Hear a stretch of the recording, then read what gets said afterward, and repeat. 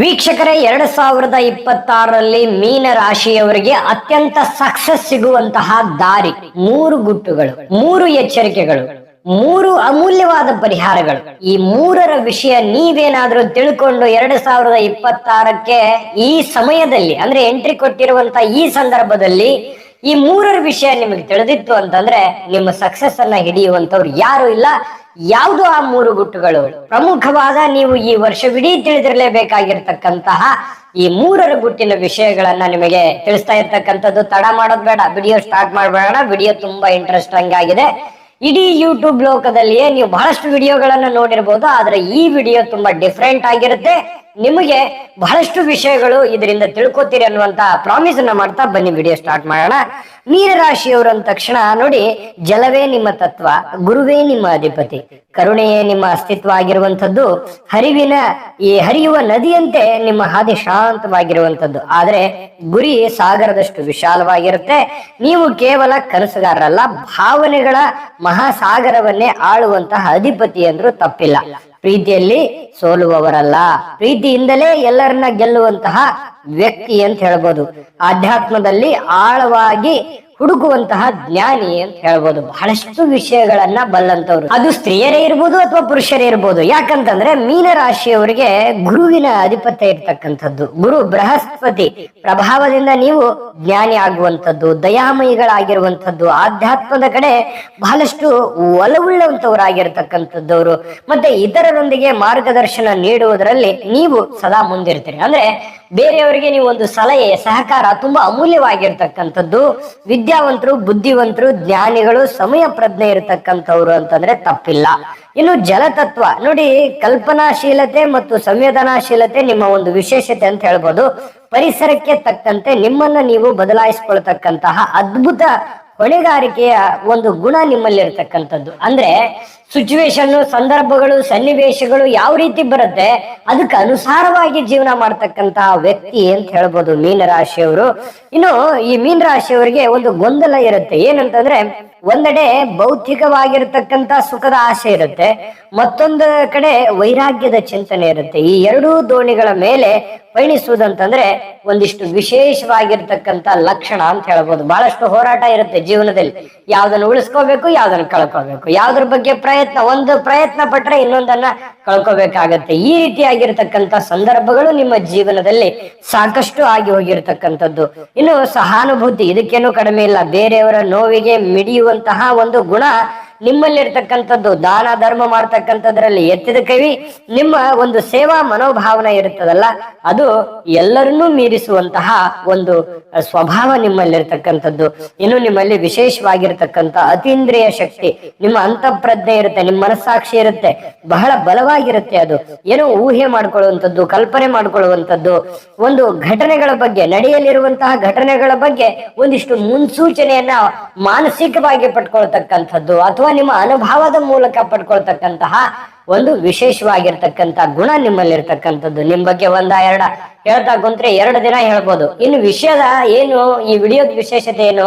3 ಗುಟ್ಟುಗಳು, 3 ಎಚ್ಚರಿಕೆಗಳು, 3 ಅಮೂಲ್ಯವಾದ ಪರಿಹಾರಗಳು. ಈ 3ರ ವಿಷಯ 2026ರಲ್ಲಿ ನೀವು ಫಾಲೋ ಮಾಡ್ಲೇಬೇಕಾಗತ್ತೆ. ಮಾಡಿದ್ರೆ ಅದ್ಭುತವಾದ ಫಲ ಸಿಗುತ್ತೆ. ಇದ್ರ ಬಗ್ಗೆ ಹೇಳೋದಿದೆ.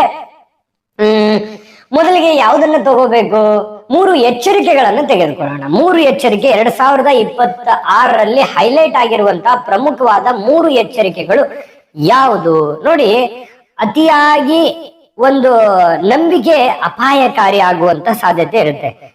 ಈ ಯಾವುದೇ ಒಂದು ಹಣಕಾಸಿನ ವ್ಯವಹಾರ, ಹಣಕಾಸಿನ ಒಂದು ಸೇಲ್ಸ್ ಅಗ್ರಿಮೆಂಟ್, ಯಾವುದೇ ಒಂದು ವ್ಯವಹಾರ ಮಾಡ್ತಾ ಇದ್ದೀರಿ, ಮತ್ತೆ ಯಾವ್ದೋ ಒಂದು ಡೀಲ್ ಮಾಡ್ತಾ ಇದ್ದೀರಿ, ಯಾವ್ದೋ ಒಂದು ದುಡ್ಡನ್ನ ತೆಗೆದುಕೊಂಡು ಬರ್ತಾ ಇದ್ದೀರಿ, ನೀವ್ ಯಾರಿಗೋ ದುಡ್ಡು ಕೊಡ್ತಾ ಇದ್ದೀರಿ, ಹಣಕಾಸಿನ ಯಾವುದೇ ಒಂದು ಅಗ್ರಿಮೆಂಟ್ ಮಾಡ್ಕೊತಾ ಇದ್ದೀರಿ, ಆಸ್ತಿ ವಿಷಯಕ್ಕೆ ಸಂಬಂಧಪಟ್ಟಂತ ಒಂದು ಸಹಿಯನ್ನ ಹಾಕ್ತಾ ಇದ್ದೀರಿ, ಅಥವಾ ಈ ಕೊಡುಕೊಳ್ಳುವಿಕೆ ವಿಚಾರದಲ್ಲಿ, ಅಥವಾ ಪಾರ್ಟ್ನರ್ ವಿಚಾರದಲ್ಲಿ, ಅಥವಾ ಎಲ್ಲೋ ಒಂದು ಇನ್ವೆಸ್ಟ್ಮೆಂಟ್ ಮಾಡುವಂತ ವಿಚಾರದಲ್ಲಿ ಬಹಳ ಎಚ್ಚರಿಕೆ ಇರಬೇಕು. 2026ರಲ್ಲಿ ಇದು ಪ್ರಮುಖವಾದ ಎಚ್ಚರಿಕೆ. ಹಣಕಾಸಿಗೆ ಸಂಬಂಧಪಟ್ಟಂತಹ ಎಚ್ಚರಿಕೆಯನ್ನ ನೀವು ಫಾಲೋ ಮಾಡ್ಬೇಕಾಗತ್ತೆ. ಇದು ನಿಮ್ಮ ಗಮನದಲ್ಲಿ ಇಟ್ಕೋಬೇಕು. ಇನ್ನು 2ನೇ ಎಚ್ಚರಿಕೆ ಯಾವುದು? ಬಹುಮುಖ್ಯವಾಗಿರ್ತಕ್ಕಂತಹ ನೋಡಿ, ಕೇವಲ ಭಾವನೆಗಳಿಗೆ ಒಳಗಾಗಿ ನಿಮ್ಮ ವೃತ್ತಿ ಅಥವಾ ನಿಮ್ಮ ವೃತ್ತಿ ಜೀವನದ ಪ್ರಮುಖ ನಿರ್ಧಾರಗಳನ್ನ ತೆಗೆದುಕೊಳ್ಬಾರದು. ನಿಮ್ಮ ಮೆದುಳಿಗೂ ಸ್ವಲ್ಪ ಕೆಲಸ ಕೊಡಬೇಕು. ಇದು ಸರಿನಾ ತಪ್ಪ ನೋಡಿ, ನೀವು ಪ್ರಾಬ್ಲಮ್ ಅಂತ ಬಂದವ್ರಿಗೆ ನೀವು ಸಹಾಯ ಮಾಡ್ಬಿಡ್ತೀರಿ, ಅಥವಾ ನಿಮಗಿಲ್ದೆ ಇದ್ರು ಅವ್ರಿಗೆ ಕೊಟ್ಟು ಬಿಡ್ತೀರಿ, ಅಥವಾ ನಿಮ್ ಪ್ಲಾನ್ ಬೇರೆಯವರು ಓವರ್ಟೇಕ್ ಮಾಡ್ಬಿಡ್ಬೋದು, ಅಥವಾ ಸುಮ್ನೆ ನನ್ನ ಬಂಧು ಬಳಗ ನಾನು ಇದನ್ನೇನೋ ಒಂದ್ ಮಾಡಿದ್ರೆ ಅವ್ರಿಗೆ ನಷ್ಟ ಆಗತ್ತೆ, ಅದು ಮಾಡಬಾರ್ದು, ಅಥವಾ ನನಗೆ ತ್ರಾಸ ಆದ್ರೂ ಪರವಾಗಿಲ್ಲ, ಅಥವಾ ನಾನು ಈ ನಿರ್ಧಾರ ತಗೊಂಡ್ಬಿಟ್ರೆ ಇನ್ನೊಬ್ರಿಗೆ ಬೇಸರ ಆಗ್ಬಿಡ್ಬೋದೇನೋ, ನಾನು ಕಠೋರವಾಗಿ ಮಾತಾಡಿದ್ರೆ ಇನ್ನೊಬ್ರು ತಪ್ಪು ತಿಳ್ಕೊಂಡ್ಬಿಡ್ಬೋದೇನೋ, ಈ ರೀತಿ ಎಲ್ಲ ನೆಗೆಟಿವ್ ಥಾಟ್ಗಳು ನಿಮ್ ಮನಸ್ಸಿನಲ್ಲಿ ಸಾಕಷ್ಟು ಇರ್ತವೆ. ಅದು ಮೊದಲಿಂದನೂ ಇದೆ. ಇದರಿಂದನೇ ನೀವು ಸೆಂಟಿಮೆಂಟ್ ಆಗಿನೇ ಸಿಕ್ಕಾಕೊಂಡಿರುವಂತದ್ದು ಹೆಚ್ಚು. ನಿಮ್ ಜೀವನದಲ್ಲಿ ಅನೇಕ ವಿಚಾರದಲ್ಲಿ ಸೋಲಾಗಿರುವಂತದ್ದು ಅಥವಾ ಅನೇಕ ಸಮಸ್ಯೆಗಳನ್ನು ಎದುರಿಸಿರ್ತಕ್ಕಂಥದ್ದು ಇಂಥ ವಿಷಯದಲ್ಲಿನೇ ನೀವು ಜಾಸ್ತಿ ಇರುತ್ತೆ. ಯಾಕಂತಂದ್ರೆ ನೀವು ಯಾರಿಗೂ ಬಿಟ್ಕೊಡಲ್ಲ, ಅಥವಾ ಇನ್ನೊಬ್ಬರಿಗೆ ಬೇಸರ ಮಾಡೋದಕ್ಕೆ ನೋವು ಮಾಡೋದಕ್ಕೆ ಇಷ್ಟಪಡೋದಿಲ್ಲ. ಇದು ನಿಮ್ಗೆ ಮೈನಸ್ ಆಗಿ ಪರಿವರ್ತನೆ ಆಗ್ಬೋದು. ಅದಕ್ಕೆ 2026ರಲ್ಲಿ ವ್ಯವಹಾರಿತವಾಗಿ ಮಾಡಿ ಮೊದಲು ನೀವು, ಆಮೇಲೆ ಎಲ್ಲರೂ. ಅದಕ್ಕೆ ನೀವಿದ್ರೇನೆ ಎಲ್ಲ, ನಿಮ್ಮಿಂದನೇ ಎಲ್ಲ. ಹಾಗಾಗಿ ನಿಮ್ಮ ಬಗ್ಗೆ ನೀವು ಯೋಚನೆ ಮಾಡುವಂತ ಸಮಯ ಈ 2026. ಇನ್ಮೇಲೆ ಈ ಹಿಂದಿಲ್ದು ಬಿಟ್ಟಾಕಿ. ಇನ್ನು ಮುಂದೆ ಏನ್ ಮಾಡ್ಬೇಕು? 2026ರಲ್ಲಿ ನಿಮ್ ಬಗ್ಗೆ ಯೋಚನೆ ಮಾಡ್ಬೇಕು, ನಿಮ್ಮ ಯಶಸ್ಸಿನ ಬಗ್ಗೆ ಯೋಚನೆ ಮಾಡ್ಬೇಕು, ನಿಮ್ಮ ಗುರಿ ಬಗ್ಗೆ ಯೋಚನೆ ಮಾಡ್ಬೇಕು. ಕೆಲವೊಂದು ಜನರಿಗೆ ತೊಂದರೆ ಆಗುತ್ತೆ ಅನ್ನೋದಾದ್ರೆ ಖಂಡಿತವಾಗ್ಲೂ ನೀನ್ ಯೋಚನೆ ಮಾಡ್ಬೇಕು, ನಿಜ. ಆದ್ರೆ ಅವ್ರು ಬದುಕ್ಲಿ, ನಾನು ಸಾಯ್ಲಿ ಅನ್ನುವಂತ ನಿರ್ಧಾರಗಳು ಇರಬಾರ್ದು. ಆದ್ರೆ ಬದುಕ್ಲಿ ಸಾಯ್ಲಿ ಅಂತಂದ್ರೆ ಏನು? ಅವ್ರಿಗೆ ಲಾಭ ಆಗ್ಲಿ, ನನಗ್ ನಷ್ಟ ಆಗ್ಲಿ ಅನ್ನುವಂತ ನಿರ್ಧಾರಗಳು ಇರಬಾರ್ದು. ಹಾಗಾಗಿ ಎಲ್ಲರೂ ಬದುಕಬೇಕು, ಎಲ್ಲರ ಜೊತೆಗೂ ಹೋಗ್ಬೇಕು, ಮೊದಲು ನಾನು. ಇದ್ರ ಬಗ್ಗೆ ನೀವು ಗಮನ ಹರಿಸ್ಬೇಕಾಗತ್ತೆ 2026ರಲ್ಲಿ. ಇನ್ನು ಪ್ರಮುಖವಾಗಿ ಇನ್ನೊಂದು ಎಚ್ಚರಿಕೆ ಯಾವುದು ಅಂತಂದ್ರೆ ನಿಮ್ಮ ಆರೋಗ್ಯದ ಬಗ್ಗೆ. ನಿಮ್ಮ ಆರೋಗ್ಯದ ಬಗೆಗಿನ ಒಂದು ಚಿಂತನೆ ನಿಮಗಿರಬೇಕು. ಸುಮ್ನೆ ನೆಗ್ಲಿಜೆನ್ಸ್ ಮಾಡೋ ಹಾಗಿಲ್ಲ. ಯಾವುದೋ ಒಂದು ಚಿಕ್ಕ ಪುಟ್ಟ ಸಮಸ್ಯೆ ಆಯ್ತು, ತೊಂದರೆ ಆಯ್ತು, ಈ ಕಾಲು ನೋವಿನಂತಹ ಅಥವಾ ಅಜೀರ್ಣದಂತಹ ಸಮಸ್ಯೆಗಳು, ಸಣ್ಣ ಪುಟ್ಟ ಸಮಸ್ಯೆಗಳು ಕಾಣಿಸ್ಕೊಳ್ತವೆ. ದೊಡ್ಡ ಮೇಜರ್ ಇಲ್ಲದೆ ಇದ್ರೂ ಕೂಡ ಆರೋಗ್ಯಕ್ಕೆ ಸಂಬಂಧಪಟ್ಟಂತ ಎಚ್ಚರಿಕೆಯನ್ನ 2026ರಲ್ಲಿ ನೀವು ತೆಗೆದುಕೊಳ್ಬೇಕಾಗತ್ತೆ. ಕಾಲಕ್ಕೆ ಸೂಕ್ತವಾದ ಚಿಕಿತ್ಸೆ ತೆಗೆದುಕೊಳ್ತಕ್ಕಂಥದ್ದು, ಸರಿಯಾಗಿ ಊಟ, ನಿದ್ದೆ, ವಾಕಿಂಗು, ವ್ಯಾಯಾಮ, ಯೋಗ, ಧ್ಯಾನ, ಈ ರೀತಿಯಾಗಿರತಕ್ಕಂತಹ ಒಂದು ದಿನಚರಿಯಲ್ಲಿ ಅಳವಡನೆ ಮಾಡ್ಕೊಳ್ತಕ್ಕಂಥದ್ರಿಂದ ನಿಮಗೆ ತುಂಬಾ ಉಪಯೋಗ ಆಗತ್ತೆ ಅನ್ನುವಂಥದ್ದು ನೀವು ಗಮನದಲ್ಲಿ ಇಟ್ಕೋಬೇಕಾದಂತ ವಿಚಾರ. ಇನ್ನಿದೆ ನೋಡಿ, ಯಾವುದು ಆ 3 ಗುಟ್ಟುಗಳು. 2026ರಲ್ಲಿ ಪ್ರಮುಖವಾಗಿರುವಂತಹ 3 ಗುಟ್ಟುಗಳ ಬಗ್ಗೆ ತಿಳಿಸೋಣ. ಆದ್ರೆ ಅದಕ್ಕಿಂತ ಮುಂಚೆ ಒಂದು ಚಿಕ್ಕ ವಿಡಿಯೋ ಇದೆ, ಅದನ್ನ ನೋಡ್ಕೊಂಡ್ ಬನ್ನಿ. ಆಮೇಲೆ ಈ 3 ವೀಕ್ಷಕರೇ, ನೀವಿನ್ನೂ ನಿಮ್ಮ ಜಾತಕ ಬರಸೇ ಇಲ್ವಾ? ನಿಮ್ಮ ಮಕ್ಕಳ ಜಾತಕ ನೀವಿನ್ನೂ ತೆಗೆದುಕೊಂಡೇ ಇಲ್ವಾ? ಜಾತಕ ತಗೊಳ್ಳುವಂತದ್ದಕ್ಕೆ ಒಂದು ಸುವರ್ಣ ಅವಕಾಶ ಇದೆ. ಈ ವಿಡಿಯೋದ ಕೆಳಗಡೆ ಅಂದ್ರೆ ಡಿಸ್ಕ್ರಿಪ್ಷನ್ ಇದೆ. ಈ ವಿಡಿಯೋದಲ್ಲ, ಈ ವಿಡಿಯೋದ ಕೆಳಗಡೆ ಡಿಸ್ಕ್ರಿಪ್ಷನ್ ಇದೆ. ಆ ಡಿಸ್ಕ್ರಿಪ್ಷನ್ ಅಲ್ಲಿ ಒಂದು ಲಿಂಕ್ ಇದೆ. ಆ ಲಿಂಕಿನ ಮೇಲೆ ಕ್ಲಿಕ್ ಮಾಡಿದ್ರೆ ಮತ್ತೊಂದು ವಿಡಿಯೋ ಓಪನ್ ಆಗುತ್ತೆ. ಆ ವಿಡಿಯೋ ನೋಡಿದ ಮೇಲೆ ನಿಮಗೆ ಜಾತಕದ ಸಂಪೂರ್ಣ ಮಾಹಿತಿ ಸಿಗುತ್ತೆ. ನೀವು ಉಪಯೋಗ ಮಾಡ್ಕೊಳ್ಳಿ ಅಂತ ಹೇಳ್ತಾ ಈಗಲೇ ಆರ್ಡರ್ ಮಾಡ್ಕೊಂಡು ನೋಡಿದ್ರಲ್ಲ ವೀಕ್ಷಕರ, ಇದು ಅಂತಿಂತ ಆರ್ಡಿನರಿ ಜಾತಕ ಅಲ್ಲ. ಭಾರತದ ಎಲ್ಲ ಭಾಷೆಗಳಲ್ಲಿ ಸಿಗ್ತಕ್ಕಂತಹ 80ರಿಂದ 100 ಪುಟದ ಸಂಪೂರ್ಣ ಜನ್ಮ ಜಾತಕ ಫಲ, ಇಡೀ ಜೀವನದೇ ಫಲ ಇದು. ಹಾಗಾಗಿ ಹೀಗೆ ನಂಬಿಕೆ ವಿಶ್ವಾಸದಿಂದ ಆರ್ಡರ್ ಮಾಡ್ಕೊಂಡು ತರಿಸ್ಕೊಳ್ಳಿ ಅನ್ನುವಂತ ಮಾತನ್ನ ಹೇಳ್ತಾ, 3 ಅತ್ಯಂತ ಪ್ರಮುಖವಾದ ಮೀನ ರಾಶಿಯವರಿಗೆ 2026ರಲ್ಲಿ ಗುಟ್ಟುಗಳು ಯಾವುದು? ಇದು ಬಹಳ ಮುಖ್ಯವಾಗಿರತಕ್ಕಂಥದ್ದು. ನೋಡಿ, ನಿಮ್ಮ ಕನಸುಗಳಿಗೆ ಒಂದು ರೆಕ್ಕೆಯನ್ನ ನೀಡುವಂಥದ್ದು. ಅಂದ್ರೆ ಏನು? ಕಲ್ಪನಾ ಲೋಕದಲ್ಲಿ ಇರಬಾರದು. ಈ ವರ್ಷ ನಿಮ್ಮ ಐಡಿಯಾಗಳನ್ನ ಕಾರ್ಯರೂಪಕ್ಕೆ ತರಲಿಕ್ಕೆ ಸರಿಯಾದ ಸಮಯ ಅಂತ ಹೇಳ್ಬೋದು. ಏನು ಒಂದು ಯೋಜನೆ ರೂಪಿಸ್ತಾ ಇರ್ತೀರಿ, ಪ್ರಯತ್ನ ಮಾಡಿರ್ತೀರಿ, ಆ ಪ್ರಯತ್ನಕ್ಕೆ ತಕ್ಕ ಫಲ ಸಿಗುತ್ತೆ. ಚಿಂತೆ ಮಾಡುವಂತದ್ದಿಲ್ಲ. ಸಾಕಷ್ಟು ಯೋಚನೆ ಮಾಡ್ಕೊಂತ ಕುಂತ್ರೆ ಪ್ರಯೋಜನ ಇಲ್ಲ. ನಿಮಗೆ ಈ ಪಾಸಿಟಿವ್ ಅಷ್ಟೇ ತಗೋಬೇಕು, ನೆಗೆಟಿವ್ ಬಹಳ ತಲೆ ಕೆಡಿಸ್ಕೊಳ್ಳೋ ಹಾಗಿಲ್ಲ. 2026ರಲ್ಲಿ ನೀವು ಮಾಡ್ತಕ್ಕಂತ ಕೆಲಸದ ಕಡೆ ನೀವು ಜಾಸ್ತಿ ಫೋಕಸ್ ಮಾಡಬೇಕು. ಏನು? ಸಮಯ ವ್ಯರ್ಥ ಮಾಡೋ ಹಾಗಿಲ್ಲ. ಮತ್ತು ನಿಮ್ಮ ಬರೀ ಯೋಚನೆ ಮಾಡೋದೆ, ಯೋಜನೆ ರೂಪಿಸೋದೆ, ಕಲ್ಪನೆ ಮಾಡ್ಕೊಳ್ಳೋದೆ, ನಾ ಹಂಗ್ ಮಾಡ್ಬೇಕು, ನಾ ಹಿಂಗ್ ಮಾಡ್ಬೇಕು, ಹಿಂಗ್ ಮಾಡಿದ್ರೆ ಹಿಂಗಾಗತ್ತೆ, ಹಿಂಗ್ ಆಗ್ಬಿಟ್ರೆ ಹೆಂಗ್ ಮಾಡೋದು, ಅಥವಾ ಈ ತರ ಸಕ್ಸಸ್ ಆಗ್ಬಿಟ್ರೆ ನಾನು ಹಿಂಗಿರ್ಬೋದಲ್ಲ, ಈ ರೀತಿ ಬರೀ ಕಲ್ಪನೆಯಲ್ಲೇ ಸಮಯ ಕಳೆಯೋದು ಬೇಡ. ಈಗ ಅಲ್ಲೇ ಸಮಯ ಸಾಕಷ್ಟು ಹೋಗ್ಬಿಟ್ಟಿದೆ. ಈಗ ಏನಿದ್ರು ಕೂಡ ಇನ್ಚಾರ್ಜ್ ತಗೊಳ್ಳುವಂತ ಸಂದರ್ಭ. ಪ್ರಯತ್ನ ಪಡಿ. ನಿಮ್ಮ ಪ್ರಯತ್ನಕ್ಕೆ ಖಂಡಿತವಾಗ್ಲೂ ಫಲ ಸಿಗುತ್ತೆ. ಸುಮ್ನೆ ಆಗುತ್ತೋ ಇಲ್ಲ ಎಸ್ನೋ ಸಿಚುವೇಶನ್ ತಲೆಯಲ್ಲಿ ಇಟ್ಕೊಳಕ್ ಹೋಗ್ಬೇಡಿ. ಬರ್ತಾ ಇರಿ, ನುಗ್ತಾ ಇರಿ, ಮಾಡ್ತಾ ಇರಿ. ಪ್ರಾಮಾಣಿಕವಾದ ಪ್ರಯತ್ನ ಮಾಡಿ. ಪ್ರಯತ್ನಕ್ಕೆ ತಕ್ಕಂತೆ ಫಲ ಖಂಡಿತವಾಗ್ಲೂ ಸಿಗುತ್ತೆ. ಸುಮ್ನೆ ಸಮಯ ವ್ಯರ್ಥ ಮಾಡೋದು ಬೇಡ. ನಿಮ್ಮ ಐಡಿಯಾಗಳನ್ನ ಕಾರ್ಯರೂಪಕ್ಕೆ ತಗೊಂಬನ್ನಿ. ಇದು ನಿಮ್ಮ ಪ್ರಮುಖವಾದ ಗುಟ್ಟು. ನಿಮಗ್ ತಿಳಿದಿರ್ಬೇಕಿದು. ಯಾಕೆಂದ್ರೆ ನೀವೇ ಮಾಡೋರಲ್ವಾ. ನಾಳೆ ಯಾರೋ ಬಂದು ನಮ್ಮನ್ನ ಕೈ ಹಿಡ್ಕೊಂಡ್ ಅನ್ಕೊಂಡ್ಬಿಡ್ತಾರೆ, ಯಾರೋ ಬಂದು ನಮ್ಮನ್ನು ಬೆಳೆಸ್ಬಿಡ್ತಾರೆ. ಈ ಭ್ರಮೆಯಲ್ಲಿ ಬದುಕೋದು ಬೇಡ.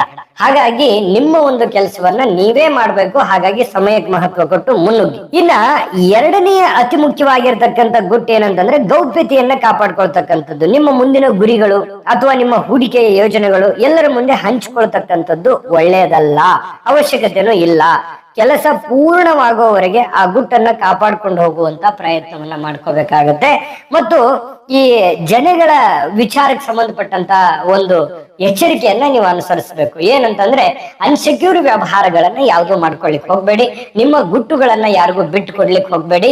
ನಿಮ್ಮ ಮನಸ್ಸಿನಲ್ಲಿ ಇರ್ತಕ್ಕಂಥದ್ದನ್ನ ಕಾರ್ಯರೂಪಕ್ಕೆ ತಗೊಂಡ್ಬನ್ನಿ. ಕಾರ್ಯರೂಪಕ್ಕೆ ತಗೊಂಡ್ಬಂದ ಮೇಲೆ ಅದಕ್ಕೊಂದು ಒಳ್ಳೆ ಫಲ ಸಿಗುತ್ತೆ. ಆಮೇಲೆ ಬೇಕಿದ್ರೆ ಎಲ್ಲರಿಗೂ ಹೇಳಿ, ನೀವು ಬೆಳೀರಿ, ಬೇರೆಯವರನ್ನು ಬೆಳೆಸಿ. ಇದ್ರ ಬಗ್ಗೆ ನೀವು ಗಮನ ಹರಿಸ್ಬೇಕು. ಸುಮ್ನೆ ಉದಾರಿಯಾಗಿ ಜಾಸ್ತಿ ಅತಿ ಆದ್ರೆ ಅಮೃತನೂ ವಿಷ ಆಗುತ್ತಲ್ಲ, ಆತರ ಆಗುವಂಥದ್ದು ಬೇಡ. ಇನ್ನು ಮೂರನೇ ಪ್ರಮುಖವಾಗಿರ್ತಕ್ಕಂಥ ಗುಟ್ಟು ಏನಂತಂದ್ರೆ ಒಳ್ಳೆ ಜನರ ಒಡನಾಟ ಇರಲಿ. ನೋಡಿ, ಕೆಟ್ಟ ಜನಗಳ ಸಹವಾಸ, ಸುಮ್ನೆ ನಿಮ್ಮ ಸಮಯವನ್ನ ಹಾಳು ಮಾಡಿಕೊಳ್ಳುವಂತಹ ಜನಗಳ ಸಹವಾಸ, ಅಥವಾ ನಿಮಗೆ ತಪ್ಪು ದಾರಿಯನ್ನ ತಿಳಿಸುವಂತಹ ಸಹವಾಸ, ನೀವು ಪ್ರಾರಂಭದಲ್ಲಿ ಅದು ರುಚಿ ಅನಿಸ್ತದೆ ಅಥವಾ ಅದು ಸಂತೋಷ ಕೊಡುತ್ತೆ ಅಥವಾ ಟೈಮ್ ಪಾಸ್ ಆಗುತ್ತೆ, ಅದರಿಂದ ಏನು ಪ್ರಯೋಜನವೇ ಇಲ್ಲ. ಒಂದು ಒಳ್ಳೆಯ ವ್ಯಕ್ತಿಯ ಸಹವಾಸವನ್ನ ಮಾಡಿ, ಉತ್ತಮರ ಸಂಘವನ್ನ ಮಾಡಿ, ಒಂದು ತತ್ಸಂಗ ಅಥವಾ ಈ ಜ್ಞಾನಿಗಳ ಸಹವಾಸ ಇದೆಯಲ್ಲ, ಈ ವರ್ಷ ನಿಮ್ಮ ಒಂದು ಅದೃಷ್ಟದ ಬಾಗಿಲನ್ನ ತೆರೆಯುವಂತ ಸಾಧ್ಯತೆಗಳಿದೆ. ಯೋಗವನ್ನ ಮಾಡೋದು, ಧ್ಯಾನವನ್ನ ಮಾಡೋದು, ಆಮೇಲೆ ನಿಮ್ಮ ಕೆಲಸದ ಕಡೆ ಜಾಸ್ತಿ ಫೋಕಸ್ ಮಾಡೋದು, ಮೊಬೈಲ್ ಬಳಕೆ ಕಡಿಮೆ ಮಾಡ್ಕೊಳ್ಳೋದು, ಸ್ವಲ್ಪ ಹೆಚ್ಚಿನ ಒಂದು ಆರೋಗ್ಯದ ಕಡೆ ಗಮನವನ್ನು ಹರಿಸ್ತಕ್ಕಂಥದ್ರಿಂದ ಖಂಡಿತವಾಗ್ಲೂ ನಿಮಗೆ ಒಳ್ಳೆ ಫಲ ಸಿಗುತ್ತೆ. ದುಷ್ಟ ಜನಗಳ ಸಹವಾಸ, ಕೆಟ್ಟ ಜನಗಳ ಸಹವಾಸದಿಂದ ನೀವು ದೂರ ಸರಿಬೇಕು. ಮತ್ತೆ 2026ರಲ್ಲಿ ಯಾರನ್ನೂ ಶತ್ರುಗಳಾಗಿ ಮಾಡ್ಕೊಳಕ್ ಹೋಗ್ಬೇಡಿ, ಶತ್ರುಗಳಾಗಿ ನೋಡೋಕ್ಕೂ ಹೋಗ್ಬೇಡಿ. ಎಲ್ಲರನ್ನೂ ಒಂದು ಮಿತ್ರರಂತೆ ಭಾವಿಸಿ, ನೀವಾಯ್ತು ನಿಮ್ ಕೆಲಸ ಆಯ್ತು, ಸೈಲೆಂಟ್ ಆಗಿದ್ದು ನಿಮ್ಮ ಕೆಲಸವನ್ನ ಮಾಡ್ಕೊಳ್ಳುವಂತ ಪ್ರಯತ್ನವನ್ನ ಮಾಡ್ಬೇಕಾಗತ್ತೆ. ಈ ಮೂರು ಎಚ್ಚರಿಕೆ, ಮೂರು ಗುಟ್ಟು ತಿಳಿದಿರ್ಬೇಕು. ನೀವು ಈ ವಿಡಿಯೋ ಬೇಕಿದ್ರೆ ಸೇವ್ ಮಾಡ್ಕೊಳ್ಳಿ.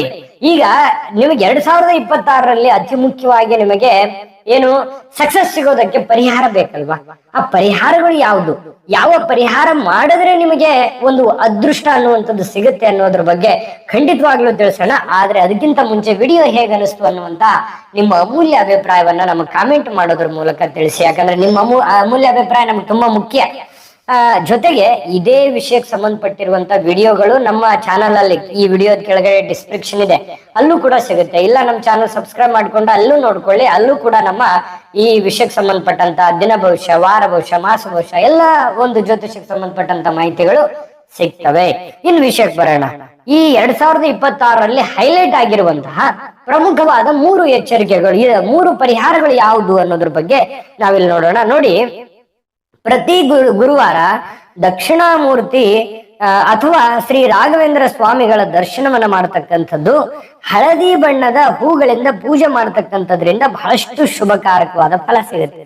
ನೋಡಿ, ಪ್ರತಿ ಗುರುವಾರ ರಾಯರ ಆರಾಧನೆ ಮಾಡಿ, ಜೊತೆಗೆ ಈ ಹಳದಿ ಬಣ್ಣದ ಹೂಗಳಿಂದ ಪೂಜೆಯನ್ನ ಮಾಡತಕ್ಕಂಥದ್ರಿಂದ ಅದ್ಭುತವಾದ ಫಲ ಸಿಗುತ್ತೆ. ಪ್ರತಿ ಗುರುವಾರ ಪ್ರಯತ್ನ ಮಾಡಿ, ಬಹಳ ಚೆನ್ನಾಗಿರುತ್ತೆ. ಇನ್ನು ಎರಡನೇ ಪರಿಹಾರ ಏನು ಅಂತಂದ್ರೆ, ಸ್ವಲ್ಪ ಸಾರ್ವಜನಿಕವಾಗಿ ನೀರನ್ನ ಕೊಡುವಂಥದ್ದು, ಜಲದಾನ ಅಂತ ಹೇಳ್ತೀವಿ ನಾವು.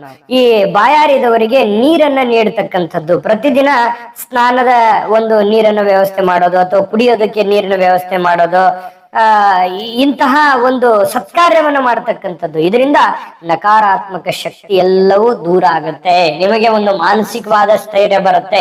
ನೀರನ್ನ ದಾನ ಮಾಡೋದು, ಯಾರಿಗೋ ಕುಡಿಯೋರಿಗೆ ನೀರು ಕೊಡುವಂಥದ್ದು, ನೆರೆಹೊರೆಯವರಿಗೆ ನೀರಿನ ಸೇವೆಯನ್ನ ಮಾಡೋದು, ಅಥವಾ ನಿಮ್ಮ ಏರಿಯಾದಲ್ಲಿ ಯಾವುದೋ ಒಂದು ನೀರಿನ ವ್ಯವಸ್ಥೆ ಮಾಡ್ಲಿಕ್ಕೆ ಆಗತ್ತಾ ಮಾಡಿ, ಅಥವಾ ಅಲ್ಲಿ ನೀರಿಗೆ ಯಾರಿಗೂ ಇಲ್ಲ, ನೀವು ಒಂದು ಸರ್ಕಾರದಿಂದ ತರಿಸುವಂತ ಪ್ರಯತ್ನ ಮಾಡೋದಾದ್ರೆ ಮಾಡಿ.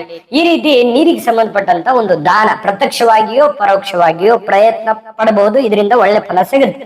ಇನ್ನು ಜಪ ಮತ್ತು ಮಂತ್ರ ಅಂದ್ರೆ ಪ್ರತಿದಿನ ಓಂ ಬ್ರೂಂ ಬೃಹಸ್ಪತಾಯ ನಮಃ ಈ ಒಂದು ಮಂತ್ರವನ್ನ 108 ಬಾರಿ ಜಪ ಮಾಡ್ತಕ್ಕಂಥದ್ದು. ಇದರಿಂದ ಏನಾಗುತ್ತೆ, ಮಾನಸಿಕವಾಗಿರ್ತಕ್ಕಂಥ ಶಾಂತಿ ಸಿಗುತ್ತೆ.